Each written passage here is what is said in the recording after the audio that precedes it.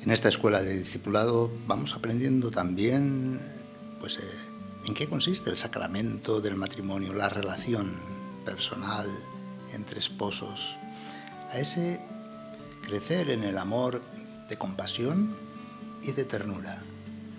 Aprender a hacer hogar, aprender a hacer familia, esto es la célula de la sociedad, lo que da verdaderamente vida a todo aspecto social. Los problemas nunca pueden acabar con el amor. Al contrario, lo hacen crecer y madurar. Escuchemos el texto propuesto para este viernes, tomado del capítulo 19 de Mateo, versículos del 3 al 12. En aquel tiempo se acercaron a Jesús unos fariseos y le preguntaron, para ponerlo a prueba: ¿es lícito a uno despedir a su mujer por cualquier motivo? Él les respondió: ¿no habéis leído que el Creador en el principio los creó hombre y mujer? Y dijo: por eso abandonará el hombre a su padre y a su madre y se unirá a su mujer y serán los dos una sola carne. De modo que ya no son dos, sino una sola carne. Pues lo que Dios ha unido, que no lo separe el hombre. Ellos insistieron. ¿Y por qué mandó Moisés darle acta de repudio y divorciarse? Él les contestó: por lo tercos que sois, os permitió Moisés divorciaros de vuestras mujeres, pero al principio no era así. Ahora os digo yo que si uno se divorcia de su mujer, no hablo de impureza, y se casa con otra, comete adulterio. Los discípulos le replicaron: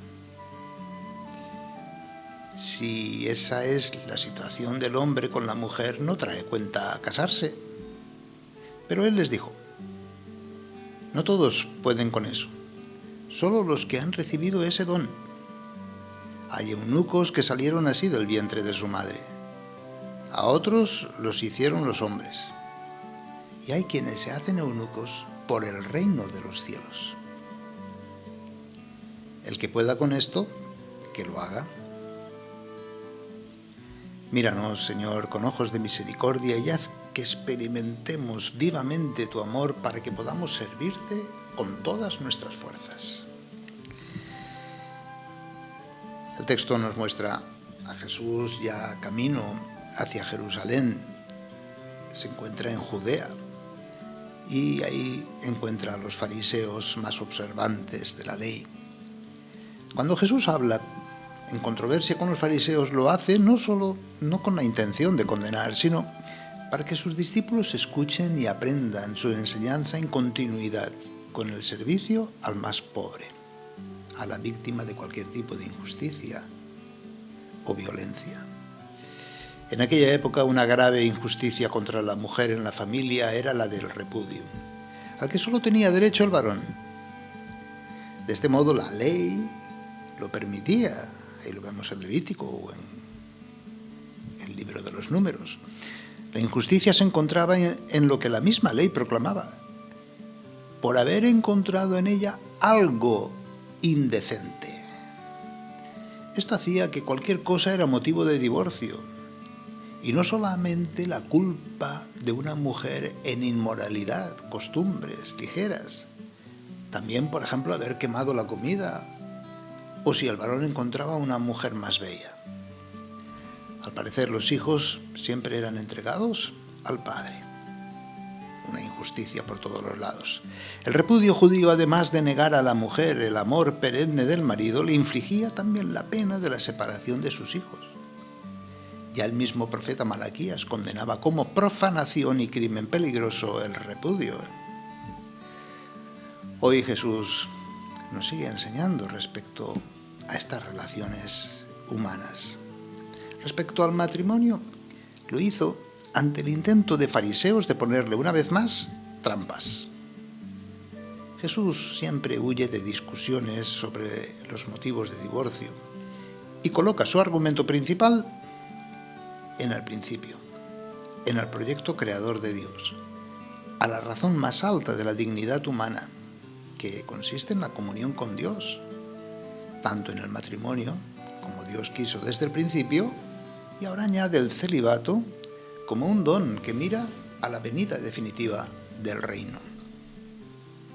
Jesús recurre al libro del Génesis, no a la legislación deuterocanónica.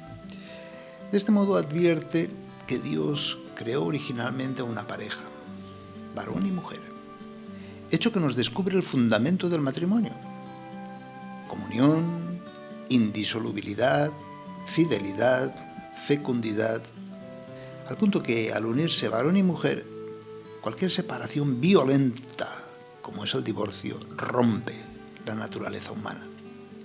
Esa unidad en el amor se acentúa cuando Dios mismo proclama: lo que Dios unió, que no lo separe el hombre, advirtiendo que el vínculo conyugal posee un carácter sagrado y duradero que permanece hasta que la muerte lo separa. Cualquier tipo de separación en la existencia no puede romper este vínculo sagrado.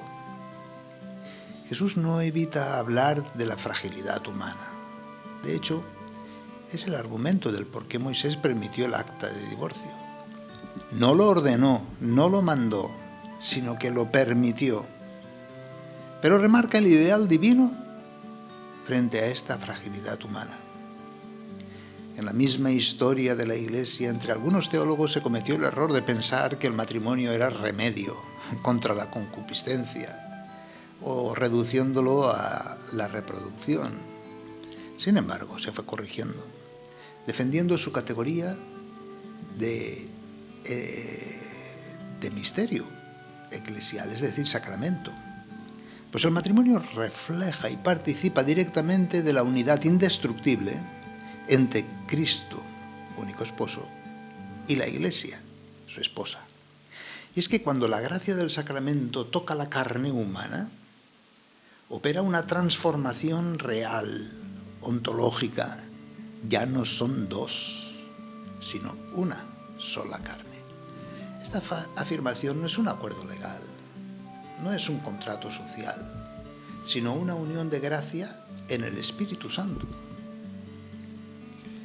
Cuando los discípulos exclaman que si esa es la condición del hombre con su mujer, no conviene casarse, Jesús introduce el misterio del celibato por el reino. Jesús no nos reprende, sino que aprovecha nuestra confusión para introducir una virtud superior, la virginidad voluntaria. Explica que la continencia total es un don de Dios. No todos comprenden este lenguaje, sino aquellos a quienes se les ha concedido, el cual exige un combate libre y amoroso, no una imposición legal. La virginidad es vista aquí como la restauración de la vida angélica en la tierra, la anticipación de la resurrección. La santidad y la unión con Cristo no es exclusivo de los célibes o de los monjas, sino para todo bautizado, Un fiel cristiano laico casado puede alcanzar la perfección espiritual y desapego interior del mismo modo que cualquier célibe. El celibato voluntario no es por desprecio a la carne ni al matrimonio. Eso es herejía, Al contrario, el celibato es la anticipación de la vida futura del reino, donde ya no se casarán. El celibato, por tanto, es consagración del alma y cuerpo para ofrecerlos exclusivamente a la liturgia del corazón. A partir del pecado se rompe este equilibrio natural, dando lugar a la poligamia, el divorcio, la explotación de la mujer, la violencia sexual, entre tantas cosas, feminicidios. Es el pecado lo que enturbia el amor gozoso y sereno hasta corromperse. El pecado tiene como consecuencia el afán ciego de posesión egoísta, de una imposición despótica de la voluntad del más fuerte, del tomar al otro como objeto, no en su igual dignidad. Pero la buena noticia es que Jesús viene a restablecer la condición original. Jesús sí tiene poder para perdonar pecados y restablecer una situación más excelente que la primera, amar como Él, es decir, con su mismo amor. Contemplemos esta mañana de viernes a Jesús, defendiendo la institución del matrimonio y considerando su vínculo sacramental, como también consideremos la elección por el celibato o la virginidad. Una opción hecha por Jesús también.